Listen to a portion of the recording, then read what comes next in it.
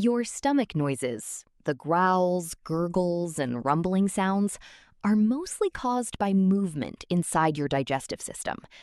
Doctors call these sounds borborygmi. Here's what's actually happening. Your stomach and intestines constantly contract and relax to push food, liquid, and gas through the digestive tract. When the stomach is empty, those contractions can sound louder because there's less food to muffle the noise.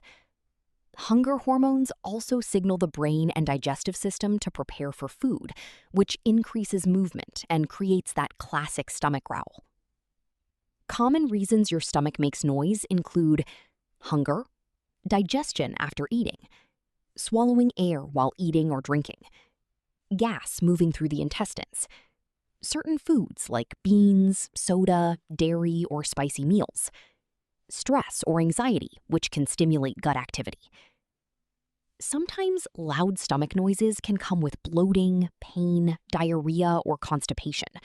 If that happens often, it could point to issues like food intolerance, acid reflux, irritable bowel syndrome, IBS, or stomach infection.